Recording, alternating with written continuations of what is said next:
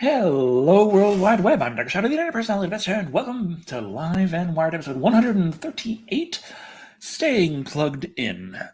Now, what do we mean by that? Well, I've been kind of involved a lot for the last few days.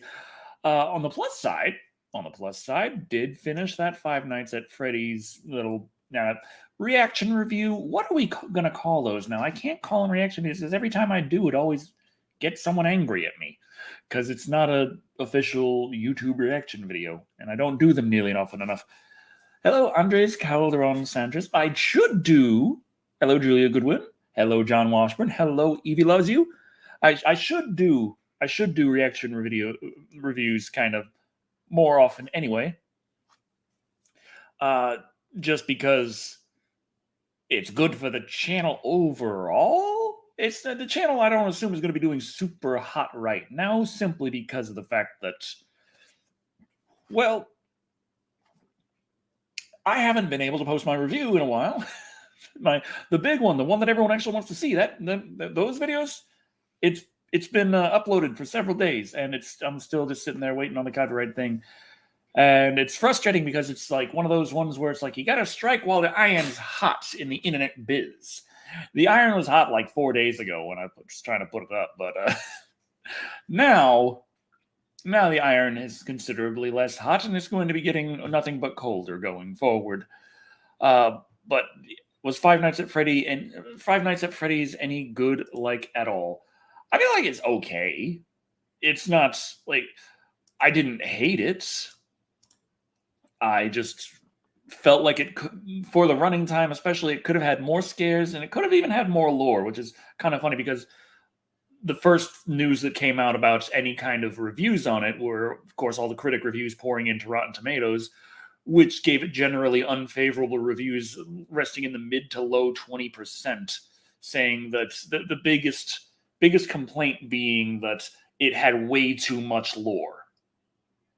Which is a really silly thing because the movie was almost 2 hours long and the lore was not anything that was really hard to follow.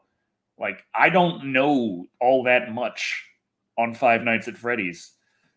Like, I haven't played the games. I know enough from existing in a world that Five Nights at Freddy's has existed in for the last 9 years that I know who Freddy Fazbear is. I know who Chica is. I know which one of them ends up more often on Rule 34, but that's about the extent of my knowledge. Anyway, still got to remain plugged in. That's kind of the thing. I need to keep this up. Even though YouTube is here like, hey, you know what? Your big review? Great, we're going to hold it up for a while. I can't just have there be nothing on the channel, and that is a thing that did recently happen. The Five Nights at Freddy's movie came out, so talking about it is one of those things that makes sense to do. I'm more of an original Dr. Pepper guy. I don't mind cherry, but I like the balance, the original.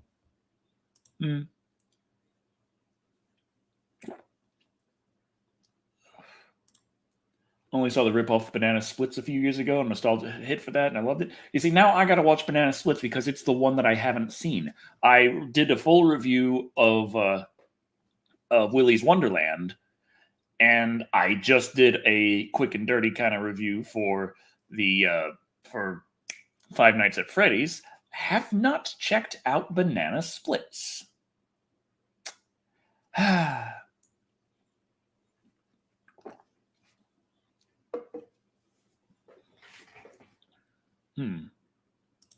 Well, how's the weather near me? It's like, hey, Decker, sorry couldn't have caught up in a while. Been busy trying to find work and enjoy the Halloween season as best I can, which could be better without the snow. How's the weather near you? Texas. It's like, what is it, 80 degrees again today or 90? 84. Well, that was at midday. What's it now? Refresh. Come on. 82. Okay. So it's down to the low 80s. But yeah. You see, my problem is I knew of MatPat, but I never really watched a lot of MatPat content. So It was only when he said the word theory that it clicked in my head. Like, oh yeah, it's the guy. It's the theory guy. Yeah, he's right there. Oh, he's already got to the scene now. I just realized who he was. But also, it's kind of funny though, with the other things going on right now, with with understanding that there's like a 99 and ever increasing % chance I got the ADHD. Everything I look at, it points to ADHD. Everything. Now it's like I tend to notice some things that I did not link to ADHD before, but it's like, and that's a red flag for ADHD right there. As I finished editing my Five Nights at Freddy's quick review, here's a fun fact for you if you want to go back and check it out. I didn't remember a single name of any character. I didn't remember any of their names. So, oops. But we got main character guy, little sister, cop lady, and Matthew Lillard. and aunt, sister, whoever, bad family member person. We got them too. They're in there. And henchman and babysitter. Got to remember babysitter, very important character. Oh. You see, this is a thing. I actually really like Chuck E. Cheese pizza. Like, I haven't had it in years. And a few years back, now I'm remembering some other things about that. Some other people who were alive back then who aren't anymore. But a few years back, had some Chuck E. Cheese, and it might be some of the best pizza in Texas. I really don't care for Domino's, Pizza Hut, all those. It's hard to find a mom and pop pizza shop. Really is down here. So Chuck E. Cheese is actually kind of closer to what you would get in the tri-state area, which is in the region of New York, which isn't a New York pizza. It's not as good. It's not as... but it's closer than anything else I can get. So I'm there like, this pizza ain't bad. This pizza ain't bad at all. And so there are people like, hey, they just take the other pizzas that people didn't finish and they shuffle them together into Frankenstein pizzas, and then they heat it back up and they give it to you. I don't care. It's good. They don't actually do that, by the way, but even if they did, I don't care.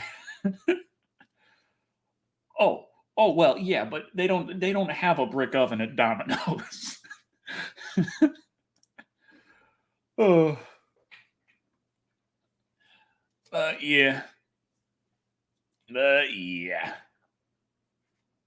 Can't beat pizza from a real Italian restaurant. Oh yeah. The one in LA that John Massari brought me while I was down there. That was some fantastic pizza. Absolutely beats the hell out of Chuck E. Cheese. But that was a real Italian run pizza joint. Well, just real Italian run joint. Really, they had pizza as well. But pizza is the main specialty, but they had a lot of other Italian stuff there, I think. But I was mainly there for the pizzas. That was the thing I was laser focused on. And I was like, I'm gonna get a pizza margherita because I want to just try their pizza. I'm not here to eat it. Pizza overpriced to hell. You see, that's the thing. That's the reason why I keep getting Domino's. Because I can't get the frozen stuff anymore because a DiGiorno costs more than a Domino's pizza. And at least the Domino's, I can get, closer to a real pizza than a DiGiorno. I have not yet. That is a thing I could, in terms of staying plugged in and actually watching new movies as they happen so that I can maybe give some commentary on them from time to time, seems like a thing that I could maybe spread into. What do you think? Now this is normally the time when we have the news, but you see, I spent there's so much going on this week. But I've spent most of the day working on the Five Nights at Freddy's editing. I just got out of the shower. I gotta take care of my dog more. I didn't get the news sheet ready today at all. But that's not to say I didn't do anything. Remember, last episode of Live and Wired, we were talking about the benefits of artificial intelligence in the entertainment industry. And what is Live and Wired if not the heart of the entertainment industry? Some guy shooting shit on the internet. But point is, we could still utilize artificial intelligence as such. Allow me to present my screen for y'all to see. Well, remember, last time we had that poll talking about where the AI could be used, and what did not win but did place pretty well was making Live and Wired polls. So this week on Live and Wired, I give to you the AI Live and Wired poll. So I asked an AI to come up with a Live and Wired poll. Unfortunately, I neglected to ask a language model and instead asked an AI art program. So here's what we got. The Live and Wired poll storyboards. A Live and Wired Rube Goldberg machine blueprint. Live and Wired for Nintendo Switch.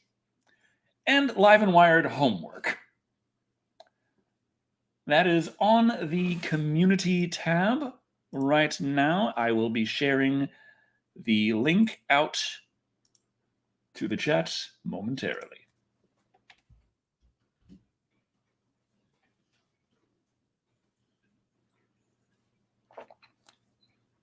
Okay, and there it is. For those of you who do not have access to the chat and have really fast and accurate fingers. Okay, so that's what I've been up to.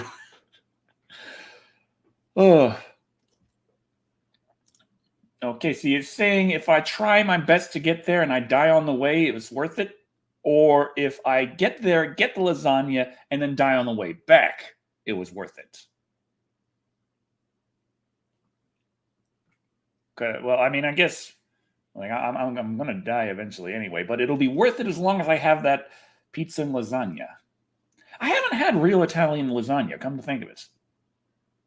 Like, I've made some lasagna in the past, and it was the basic, well, not quite the basic recipe, because the basic recipes you find don't have nearly enough sauce. It's all dry and terrible. You gotta add at least like 3 times as much sauce as they call for. Then you can have a lasagna there. Live in Palestine, Texas. Well, I am in like the southeast corner, like almost all the way to Louisiana. So how far is this? Okay, it's not as far as some. It's not all the way to Dallas, but it's still a good 100 miles or so. Yeah, a little over 100. It's a ways. Let's see, directions to here.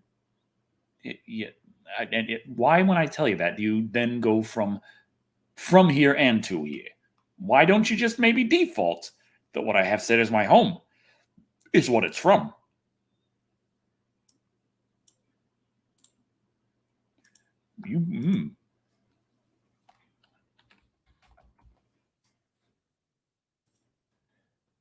173 miles. Fastest route. Okay, so that's a 3-hour drive. 3-hour drive. But if it's to die for, it's definitely worth a 3-hour drive. I mean, come on.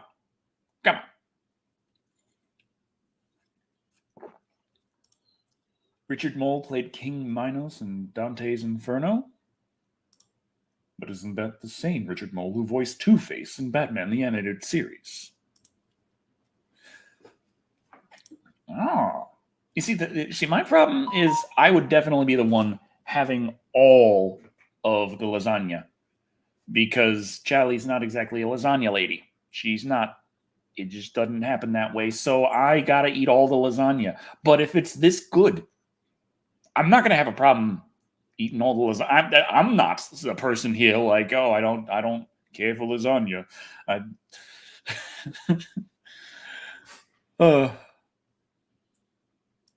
see, that's a thing that's been going on that's a bit confusing trying to follow because effectively the way his videos were edited make it appear that certain participants in his little competitions were less participants than they otherwise would be, or it's hard to really gauge because then people are asking for like, well, there's like the people saying like, oh, they don't want to cause drama, and then they don't answer a call from MrBeast, and instead they post the pictures on Twitter, and it's like, and you don't want to cause drama? Because it seems like if you did want to cause drama, this is about the way you'd go about it. It just seems to be that. So but I mean, if MrBeast can cure the blind and people hate him for that, of course there's going to be plenty of people like, hey, I heard that maybe he actually is really an asshole. All right, it's time. Of course there's going to be people jumping on that. So I'm just here like, what is the damn truth? What is verifiable, please? I know everyone is always wanting to jump down this guy's throat. It's like, he cured cancer. Again, he keeps doing this just to try and make people think he's a good person because, oh, he cured cancer.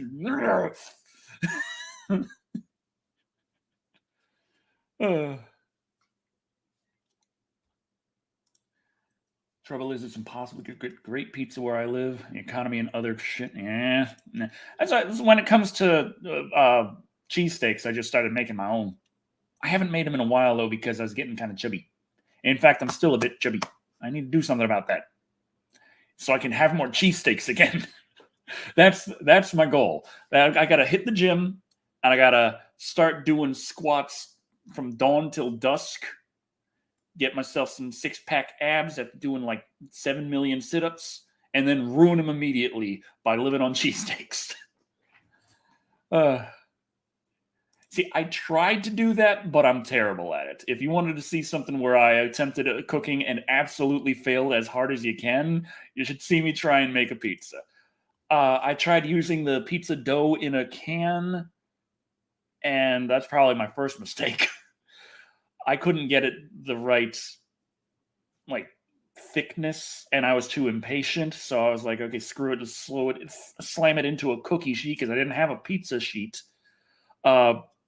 And then I'm like toppings, and I'm like, okay, sauce and cheese and this and cheese and this and cheese, and okay, it's looking dry, more sauce and more cheese and more cheese and this, and there we get some more sauce in there. And I ended up making this mountain that didn't cook right. And the dough wasn't quite cooked through. The mountain wasn't quite cooked through. The edges were burnt. It was a disaster. I still ate it, but it was such a bad pizza. It was such a bad pizza. Oh.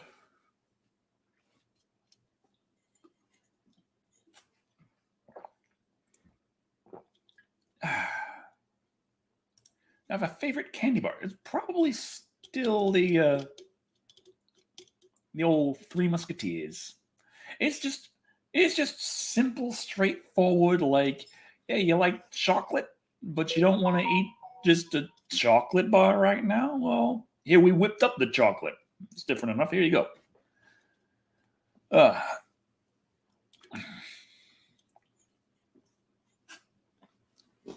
Now, Mexican pizza.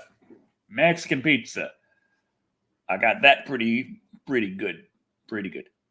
I messed up a little bit last time, but I know what I did wrong, and I'm looking at seeing if I can either like guarantee that's fixed, or I'll just have to be really precise going forward to make sure everything's hunky dory, as it were.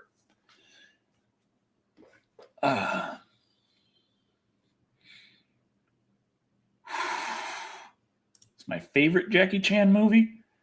Out of the ones I've seen, City Hunter was a bunch of fun, but that's not a normal Jackie Chan movie, so that's probably why. I just like things being a bit over the top sometimes. It's enjoyable. Oof. So we're all on the topic of pizza. So what do you think? The pizza in the beginning of Five Nights at Freddy's, I think that looked pretty nice. Let me see. Can I find that? Where is it? Okay. That's the face getting ground up.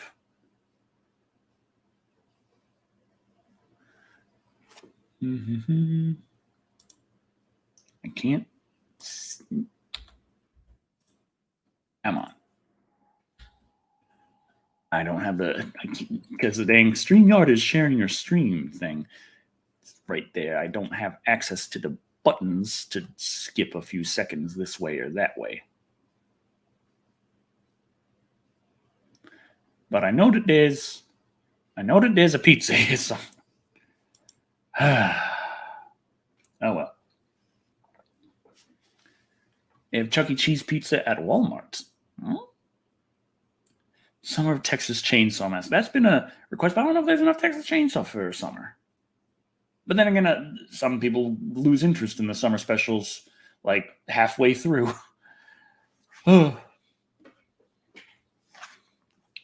750 degrees? Well, no wonder that it didn't cook through in my little oven there. I was like, no, I'll put this in at 350 for 20 minutes or so. We'll see how it goes. But the mass of cheese and sauce kind of melted together with toppings. I don't know. I still thought it was like okay, but it was sitting on a terrible excuse for a crust. It was just, it was not how it should be. Well,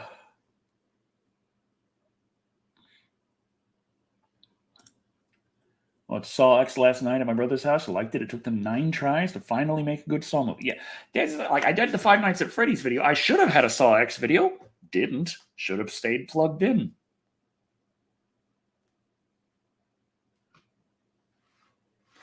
And yeah, it took me like a day between watch movie, talk about movie, edit me talking about movie. Like that's not too bad overall. Especially if it's more like, what's the word I'm looking for here? Relevant and relevant to the interests of those subscribed. Plug in. Oh, yeah, what I was just talking about. Okay, that's what. Pay attention, Deca. Pay attention. Like, there are 9 Texas Chainsaw Massacre movies. Oh yeah, they did the remake. How many? I guess 9. Texas.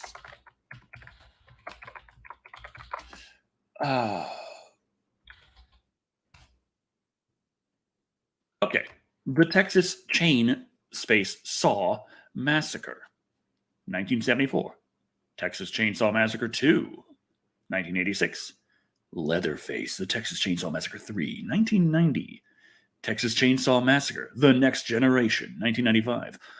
All American Massacre, 2000. Is that related? Okay, that's what it... Well, I guess since we're trying to expand from just it's a Texas thing, it's the All-American Massacre. All-American. No more just Lone Star State. We got all 50 stars kicking around.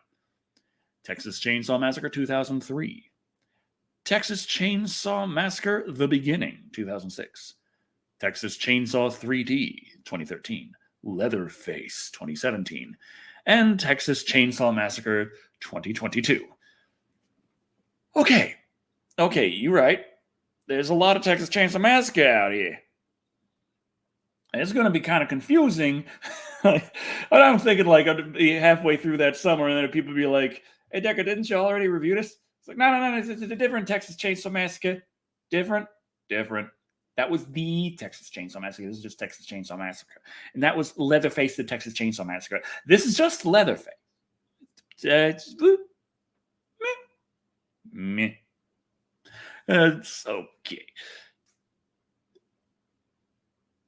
Okay, so that's the difference between the 1974 and the 2003 one. 1974 is the Texas Chain Space Saw Massacre, whereas 2003 is the Texas Chainsaw Massacre, and 2022 is Texas Chainsaw Massacre. So they all do technically have different names.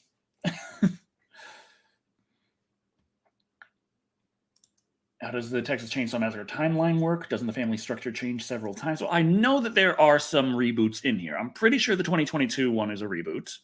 And 2003, I also believe, is a reboot. So that's at least 3 timelines right there. But in between that, we still have Part 2 and Leatherface Part 3. Then we have The Next Generation, which should still be in the same... It might be in the same continuity, but it might not. It might be like a different thing. I'm not sure. All-American Massacre, I have no idea. Texas Chainsaw Massacre at the beginning seems like a prequel kind of thing, but probably in the same timeline as the 2003 Texas Chainsaw Massacre timeline. And Texas Chainsaw 3D, I have no idea. Leatherface, no idea. And Texas Chainsaw Massacre 2022, again, its own timeline, most likely. Wait, in those films alone, the family chain... Oh, well, that's fantastic. Half Crazed Canuck dropped 10 Canadian dollars. Thank you very much. And I have no idea. Was that a super sticker? Because those don't show up in StreamYard for some reason. I should do something about that. I should do something about being able to actually see those. But yes. Eric Roberts or Vincent Price only in scary roles. Oh, dang. Eric Roberts, he's been in the Asylum movies, right? Yeah. Eric Roberts has been in a lot of the Asylum movies I've reviewed. And I love it when he's in there because he tends to be just kept in one room and they give him his script with his lines that he can film in the afternoon and take his check and leave. And that's fantastic to be able to do some little jokes where I'm just acting like I'm talking to him. And he's got his lines and I just got to work with that. And it works out so great. Love Eric Roberts for that. You should accept more checks from the Asylum. But Eric Roberts in Horror versus Vincent Price. I know more of Vincent Price in horror than I do Eric Roberts, so I'm going to have to do some research there.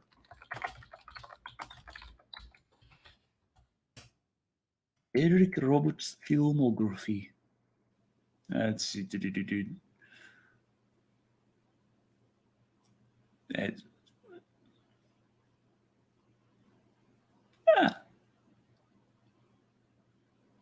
I have no idea what these characters are. Damn, he's been in a lot of movies. How damn many movies? Okay, he's been in music videos. He just... All right.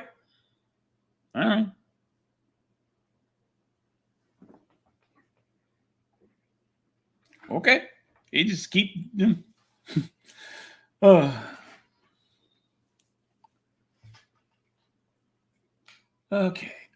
Ooh. Okay, that's my neck. All right, so... Plans for the future. Number 1, I got to figure out how to get the review out from the control of YouTube's copyright system. I've sent my dispute. I upgraded it to appeal, but... it is still stuck and they're not moving on it yet, which is frustrating to me because it's a review of Halloween Ends. And if you remember before, when I did the review of Halloween Kills, that was held up by the copyright system for like 2 months. 2 months. It was a while before I got that video to actually be able to be seen. So I don't like them sitting on this and not releasing the claim. But back then, the way it worked was the older, much slower system that YouTube had for claims. I couldn't escalate it to an appeal right away. I had to go with the dispute, which they just sat on for the entire month before rejecting, which I then could appeal, which lasted another month before they finally released it. So that was 2 months with the Halloween Kills review sitting there in limbo before I was able to actually post the damn thing. Now, the way it works now, I can escalate it to an appeal, and they only have a week to respond. So it's either they release it or give me a strike. And if they give me a strike, then I have to wait for the strike for a week, and then I can appeal that, and then they'd have to show YouTube proof that they're actually taking me to court, or in another few weeks, it's automatically released. Now, they usually don't want to go all the way to a strike, especially if they know they're not going to be able to go that far anyway. If they know they're dealing with me, and yes, I am going to tell them, take me to courts, and that is like, well, this is a losing battle, but they're still sitting on it. And that's the frustrating thing to me. Can I do public domain movies? Do those also get flagged? Public domain is actually one of the worst. One of the worst, because YouTube's copyright system is so busted. They put all the power in the hands of the claimants, and they honestly don't care themselves about, the law. They just care about who has the bigger pocketbook and who can afford a better lawyer. They're the ones who are in the right no matter what. So you have these companies that do have a little bit of some kind of digital rights somewhere. Usually it's digital rights to some TV show in some country. And that will be enough to give them an in to get into YouTube's Content ID system. There's a lot of these companies, and they've been operating for almost as long as YouTube's been around, and YouTube doesn't seem to be doing much to make them stop. Now, what they do is they will take stuff that's in the public domain music and public domain movies. They don't have owners. So the owners won't come a-knocking saying, hey, you're infringing our rights. They'll just put that into the system as their own. YouTube doesn't care to check, and they'll just flag and hit a whole bunch of public domain material from a bunch of YouTubers, and a lot of them just are scared or don't know what to do about, like, they got this claim coming in here, this claim coming in there, and then they're all like, we're going to put our ads on that and with this and that. Like, I used to, for the monthly bonuses on Patreon and the channel members and stuff, like, this was before I did the channel members on YouTube, but, like, this would have been one of them for YouTube if I was doing it. But when I was just doing Patreon, I wasn't doing the creepypasta readings as the monthly, like, extra video bonus content thing. I was doing riffs of public domain movies. Seems simple enough. Watch a movie, talk about it, record, upload it, there we go. But I ran into so many copyright issues. It was absolutely just infuriating.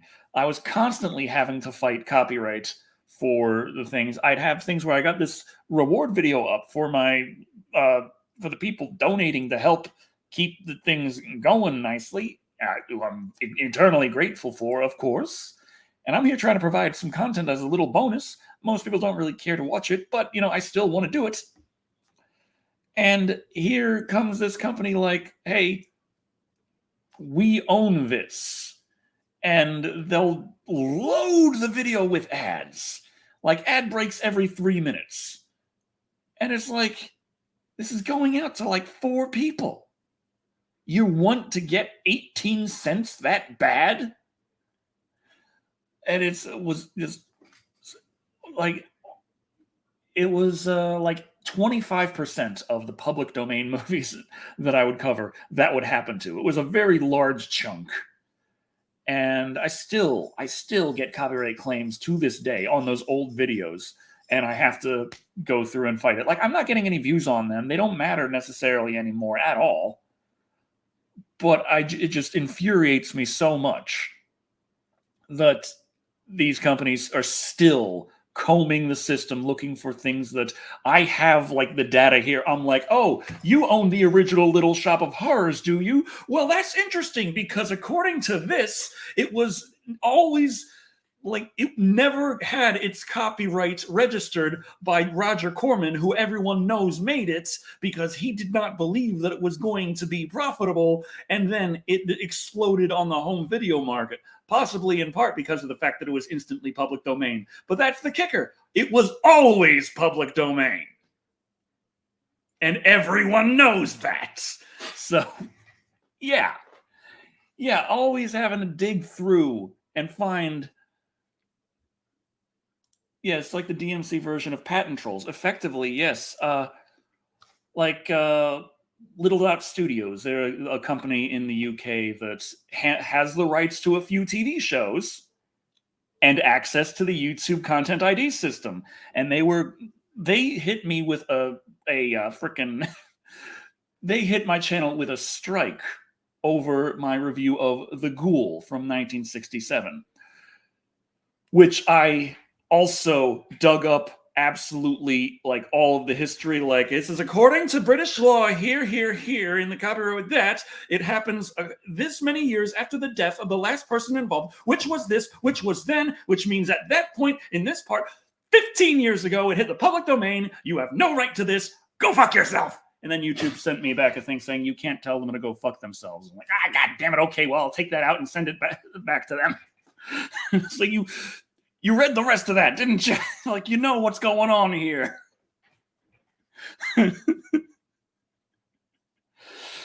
Oh well. But yeah, that's why I stopped doing public domain riffs. That is why I stopped doing riffs on public domain movies and started just reading stories. I'm reading through the narrative of Arthur Gordon Pym of Nantucket. That is also public domain, of course, but because it's just me reading it, there is no data signature for any kind of audio-visual content to be picked up by the Content ID system and be like, someone decided they own your voice. That can still technically happen, though. Like, that is the thing people get screwed with a lot on YouTube. A lot of times it's like just specifically someone who has it out for a specific YouTuber. They will abuse the copyright claim system, because if you don't have access to, say you're not at least a very minor company that YouTube just gives access to the Content ID system, you're not trying to defraud hundreds of thousands of people out of a few nickels each to line your own pockets. You are just a troll. You're an asshole, and there is a specific YouTuber whom you hate, and you want to destroy their livelihood. Well, YouTube gives you the tools to do that as well. Now, that whole thing is the fact that if you claim that someone is infringing on your music and that it's your original music, you don't have to prove anything about, like, here's the file, here's where it matches this. Nothing has to match up anywhere. You just say, they're singing my song. And YouTube's like, okay, well, claimant says it's singing the song. Fuck you, guilty until proven innocent. Fantastic system, that. Fantastic. The glove.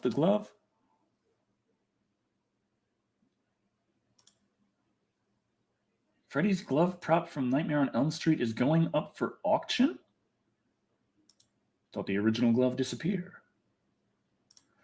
Or did Robert Englund claim he stole it? I can't remember. That was a bit of a deal. I'm just going by the headlines. Oh, hello. Hey, Shells. Hey, Shells. Ah, doing okay. Doing all right. Doing a little live and wired. Complaining about YouTube as I always do.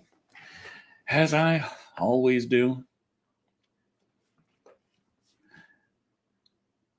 Was the response time terrible on these strikes? Well, the problem is YouTube has kind of made the strike system a little gentler, but it also is more annoying if you are planning on fighting it. Because if you get a copyright strike, if you got a copyright strike, it was bam, you're hit with a strike, now deal with it. And then you'd have to go through the dispute process and all this stuff. But now they want to there were enough people who were like, hey, I don't know what's going on, please help. They're like, okay, well, here's the deal.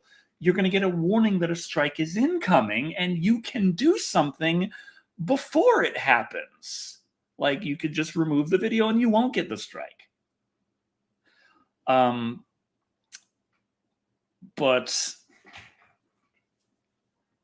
the thing is, if you are like me and you're like, I'm not removing that video is perfectly fine, I'm going to fight your strike, that's just an extra week you have to wait to get the strike before it allows you to start the process of fighting the strike. So, yeah, is it better or worse? I guess overall, for most cases, it will probably be a bit better.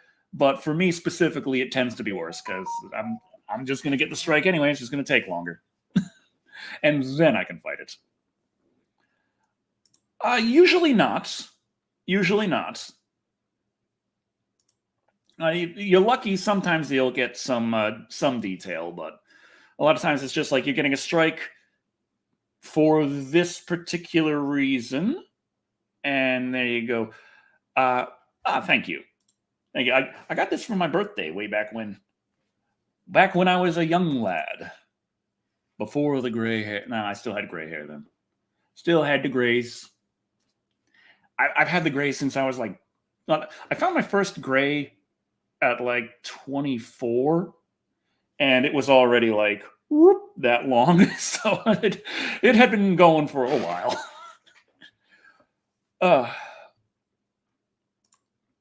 Love how Japan still keeps Godzilla as a raging monster while we make him into a superhero. I mean, it depends on the day, really, with Japan, with Godzilla. But yeah, wasn't Godzilla like in the first legendary Godzilla in 2014? Godzilla was bad-ish. Like it presents Godzilla like Godzilla is this big force of nature, dangerous, destructive. Just there's nothing you can do about it. Godzilla's coming, and we're screwed. But he's here to fight the Muto, and then he's just gonna go, and it's fine. He's actually just he's pretty cool all this time, honestly, which is kind of funny because like the original Gamera is presented in that like specifically as a friend to children, but he's also the bad guy.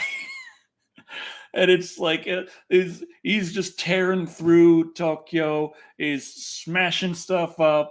He finds some teenagers dancing in a club. He breathes fire and roasts them all to death. He's flailing about, eating oils and stuff, just breathing in the fire, eating the fire, gaining more strength, smashing things. Goes, smashes a lighthouse that had a kid on it. And the kid starts falling, and then Gamera's like, no! Grabs the kid like, it's okay, little one. I'm not a monster. Put him down, like, there you go. Now I will continue to destroy Tokyo. Gamera, like in every other movie, is good. But in the original Gamera, he's still kind of a jerk. But he's got this weird, nice streak when it comes to kids. It's just a very out of place. Oh, no, hold on, I'll save you. Whew. Almost hurt someone there. Oh, man. Yeah,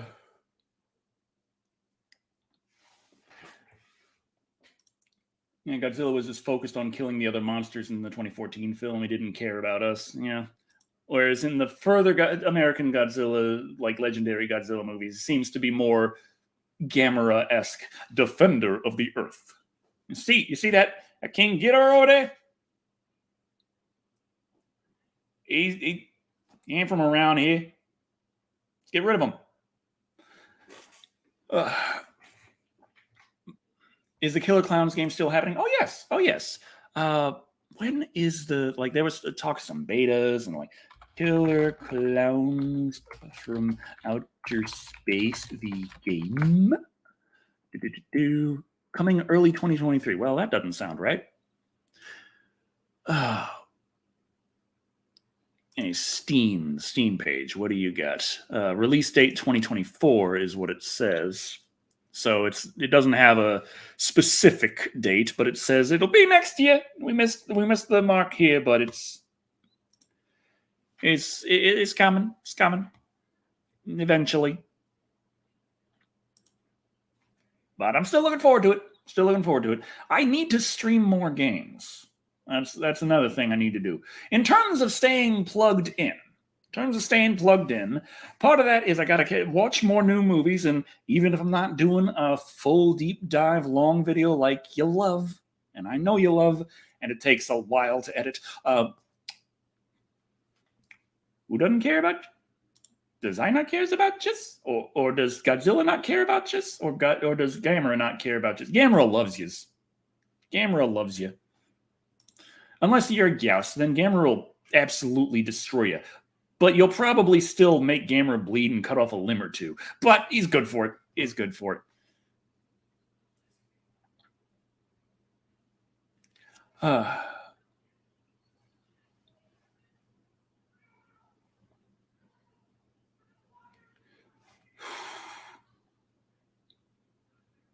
Had no idea the Texas Chainsaw Massacre game was even a thing until it really... Yeah, it just kind of dropped on everyone one day. Like, boom, here it is. By the way, it's on Game Pass. It's on Game Pass, right? I think it's on Game Pass. Texas Chainsaw Massacre Game Pass. Yeah. No. Yes. Game Pass. Oh, yeah, that's a given. That is a given. Unless you make them a butt ton of money, or they know you are doing well enough that you can afford some lawyers. But even then, like I actually got so frustrated at some of these companies that go in and just put public domain stuff into the system so they can farm claims. I actually dug deep to try and find out one of the big ones that is has terrorized YouTube for over a decade. Ad rev for a third party. The third party being themselves. Yeah, ad rev. Those guys. Same basic deal as Little Dot Studios. They technically do have the rights to a couple of TV shows, and that gives them access to YouTube's Content ID system, which they have abused immensely over the years. Got so frustrated at them one day, I decided to try and find out, where are these guys? If they're down the street from me, I'm going to go over there and give them a piece of my mind. Found out where they are. They're, working out of a freaking shed in Guatemala. It's a terribly dinky-ass little company. And it's really? This is AdRev? This is the company that causes YouTubers' bloods to run cold? This? I just... Anyway. Oh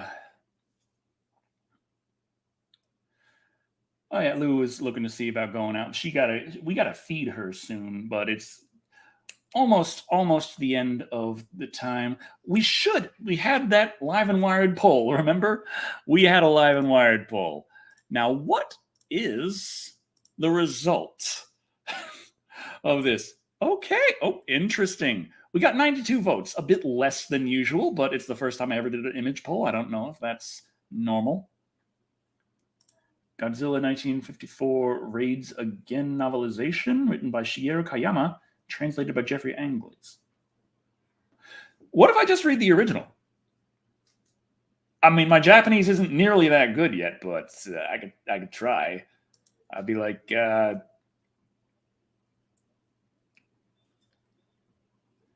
wa yomimasu." This. I don't know. But yeah. The got 92 votes, and the votes went out. 8% went for Live and Wired homework, which is a bit sad because when I was just looking for a general poll for the Live and Wired poll, I thought the homework looked the most like a poll, but oh well. 11% went for the Live and Wired storyboards. 16% are for Live and Wired for Nintendo Switch, which means that 65% went to the Live and Wired Rube Goldberg machine blueprint. This. Can I get the... Yeah, it's just... I can't get the big versions of it. Dang it. Do I have the big versions kicking around somewhere? No, I don't. I think I closed it all. Well, great. Great. Oh, well. For that, I used the Bing AI generator, which uses DALL-E 3. They give you like 15 free ones, and it refreshes every few hours. So there's that. I was trying to come up with something in Dream Studio, which I'd been using for a while, but Dream Studio has been really bad lately. I don't know. It's just I've been getting real crap results in Dream Studio. A lot of times when I wouldn't have any idea of what to do for the title card, I'd go to Dream Studio. And I'd give it an idea, and it would put out something weird, and I'd be like, okay, that'll work. But today, the title card was made on Bing AI with DALL-E 3. I was like, I can't get anything decent out of Dream Studio. I'm like, DALL-E, whatever, make me a Live and Wired title card. And I was like, how's this? I'm like, actually, you know what? That ain't bad. I could work with that. You spelled Wired wrong, but I'll accept it. Have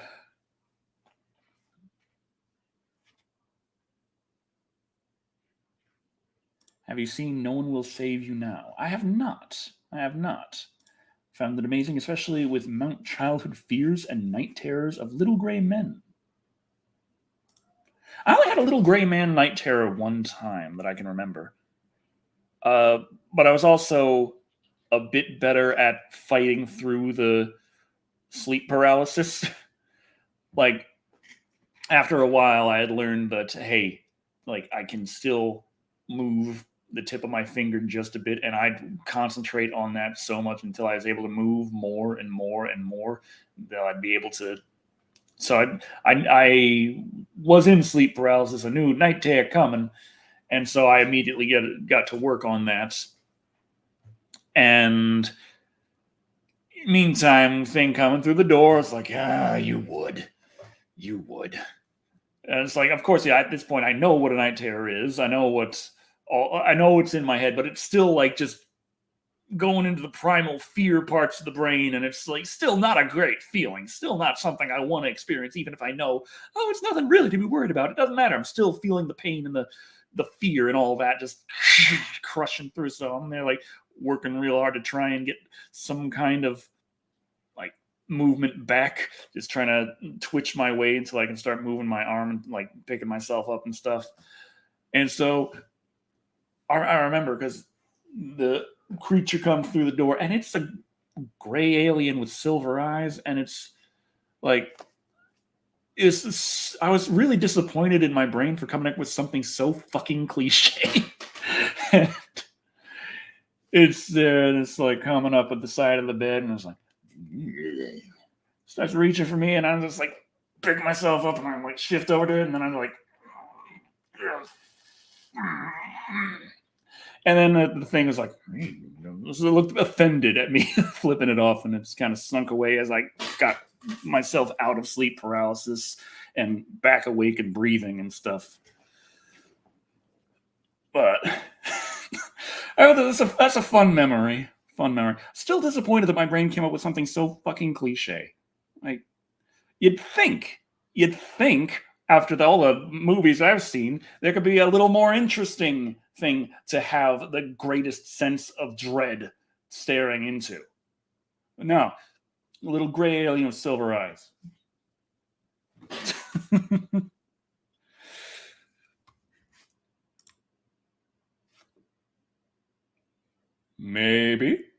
Maybe the sleep paralysis was just coincidental at the time, and it wasn't really a night terror. It was an actual gray alien, and it did not like my attitude. That is always a possibility. Let's see, what really good alien movie and a bit artsy at the climax. Sleep paralysis is such an odd phenomenon, definitely a huge catalyst for cultural mythos, don't you think? So funny how similar some are. Yeah, there's the common ones where it's like pressing, like demons sat on you, witches sat on you, like and all that stuff, and let's get a lot of the specifics of what comes tends to be fueled by the culture, but what they do and what you experience tends to be the same throughout the centuries. It's like, I can't move. They're pressing my chest. They come in from the window or the door. They're scary as all hell. I am absolutely terrified and can't open my mouth to scream. Nothing working. And it's like, that's what it's like. That's what it's like. It's like,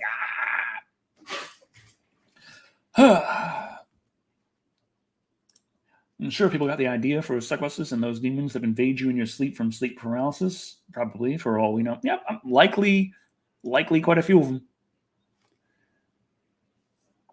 Hello, Anthony Wade. Hello. Yeah.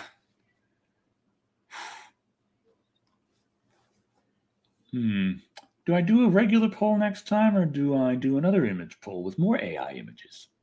Regular poll. Thank you. Never change. Keep being the wonderfully entertaining long-haired personality that you are. But yeah, coming on to the end of the show, I'm afraid.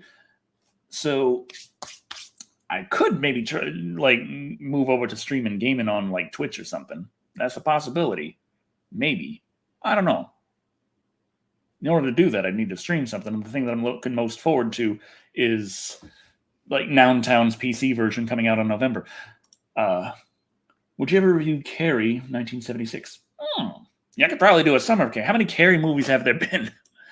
How many Carrie movies are there? No, there's more than that. This is just showing 1976 and 1999. I know that there's more than that. Okay, there we go. All right, there's 4. There's Carrie, The Rage, Carrie 2, Carrie, and Carrie. There's original Carrie, 1976, then Carrie 2, 1999, then 2002 got Carrie, and then 2013 got Carrie. So it's not a summer. That had to be a month of Carrie.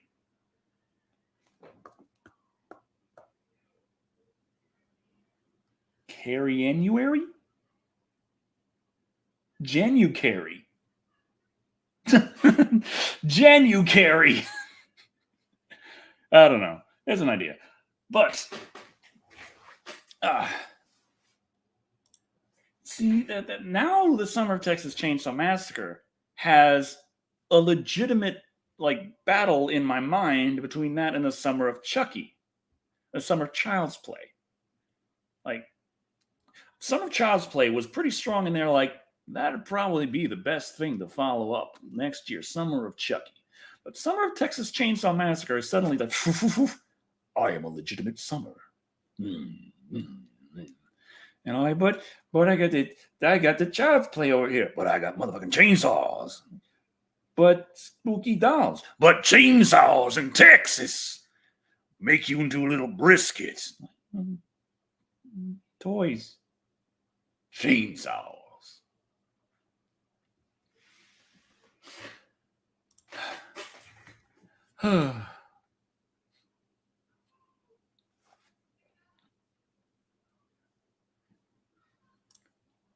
An inadequacy sleep paralysis demon just sounds so depressing.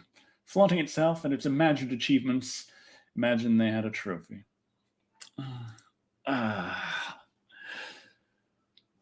But yeah, that's about all the time I have for today, I'm afraid. So I might still stream on Twitch. I've been wanting to, but in VR is difficult to stream sometimes, but I do have the chat on my hand. Got, of course, the Halloween Ends review is still coming as soon as that clears copyrights. As soon as that's done, there it goes. It's gonna be eventually. Let me check. Is it now? Has it finished up yet? During the stream, did it get cleared? No.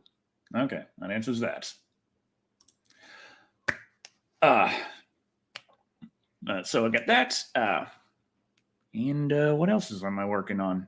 Oh yeah, the next review. I'm already working on the next video, even though the current review isn't up yet.